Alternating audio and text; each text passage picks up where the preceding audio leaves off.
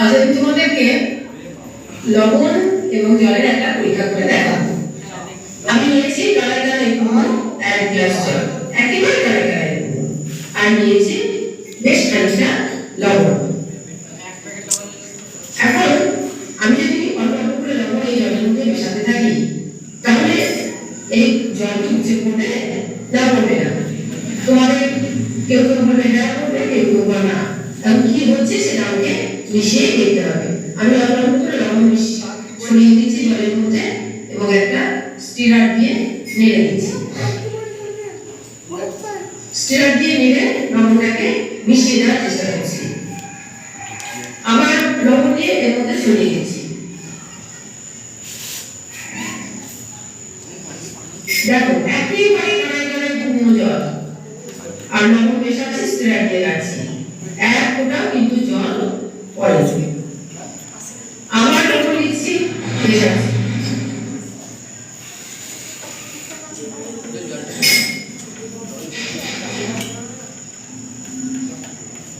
তাহলে এই যে এত লবণ এই কানায় কানায় গুঁড়ো জল আমি মেশাচ্ছি, লবণটা যাচ্ছে কোথায়? লবণটা যাচ্ছে কোথায়? এর উত্তর তোমাকে পেতে গেলে তোমাদেরকে জানতে হবে জলের আণবিক গঠন। জল মানে যে H2O, জলের আণবিক সংকেত H2O। এক একটা জলের অণু হাইড্রোজেন বন্ধন দ্বারা পরস্পর যুক্ত হয়ে থাকে, সংযুক্ত থাকে। এই যে একটা জলের অণু, এটা একটা জলের অণু, এটা একটা জলের অণু, হাইড্রোজেন বন্ধন দ্বারা যুক্ত আছে। এখানে এর নিচে অক্সিজেন আছে, আবার হাইড্রোজেন, এখানে অক্সিজেন, এখানে হাইড্রোজেন। তারপরে এখানে তৈরি হচ্ছে আন্তঃআণবিক স্থান বা ইন্টারমলিকুলার স্পেস তৈরি হচ্ছে। আর লবণ বা খাদ্য লবণ, যেটা টেবিল সল্ট, সেটা হচ্ছে তড়িৎদ্যুতি যৌগ দ্রবণ Na+Cl- হিসেবে থাকে। যখন কানায় কানায় কোনো জলের মধ্যে আমি লবণ মেশাচ্ছি, তখন সেই লবণটা চলে যাচ্ছে এই আন্তঃআণবিক স্থানে, Na+Cl- আন্তঃআণবিক স্থানের মধ্যে স্থান করে নিচ্ছে। এর জন্য আলাদা করে জায়গা দরকার হচ্ছে না। তারপরে গ্লাসের জল এবং লবণের পৃথকভাবে যে আয়তন আর লবণ জল দ্রবণের আয়তন তার তুলনায় কম হচ্ছে, যার জন্য এই কানায় কানায় পূর্ণ জলের মধ্যে যখন আমি লবণ মেশাচ্ছি, অল্প অল্প করে ছড়িয়ে দিচ্ছি, তখন কিন্তু এক ফোঁটা জল নিচে উপচে পড়ছে না।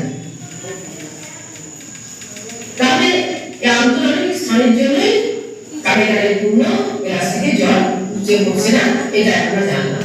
এখন প্রশ্ন হচ্ছে যে কতক্ষণ পর্যন্ত উপচে পড়বে না? তারপর মেশাতেই থাকবো, 1 কেজি 2 কেজি 1 গ্লাস জলে মেশাবো, তাহলে কি উপচে পড়বে না? হ্যাঁ, জলের যে আন্তঃআণবিক স্থান যতক্ষণ পর্যন্ত না পূর্ণ হচ্ছে ততক্ষণ পর্যন্ত উপচে পড়বে না। আন্তঃআণবিক স্থান পুরোপুরি পূর্ণ হলে তৈরি হবে সম্পৃক্ত দ্রবণ। এই সম্পৃক্ত দ্রবণ যতক্ষণ না তৈরি হচ্ছে ততক্ষণ পর্যন্ত আমি যতই লবণ যোগ করে থাকি, কিছুতেই জল কিন্তু উপচে পড়বে না। এটাই ছিল আজকে লবণ এবং জলের পরীক্ষা। তাহলে আমি তোমাদেরকে এখান থেকে কতগুলো প্রশ্ন করি যে সম্পৃক্ত দ্রবণ হলে কি হলো? কোনো নির্দিষ্ট তাপমাত্রায় নির্দিষ্ট পরিমাণ দ্রাবকে যতটা পরিমাণ দ্রাব দ্রবীভূত হওয়ার কথা, ঠিক ততটা পরিমাণে দ্রাব যদি দ্রবীভূত থাকে, তখন সেটাকে বলা হয় কি দ্রবণ? বলো, সম্পৃক্ত দ্রবণ। তাহলে লবণ উপচে পড়বে না কখন?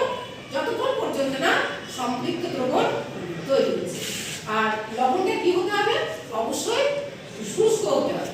লবণের মধ্যে কোনো জল থাকলে কিন্তু হবে না। তবে ওটা তুমি অ্যাড করার সঙ্গে সঙ্গে, যোগ করার সঙ্গে সঙ্গে কানায় কানায় পুরো জল কিন্তু উপচে পড়ছে না। আর আন্তঃআণবিক স্থানের মধ্যে লবণ তো NaCl তড়িৎদ্যুতি যৌগ, Na+Cl- আয়ন হিসেবে থাকে, আন্তঃআণবিক স্থানের মধ্যে যাচ্ছে এবং সেটা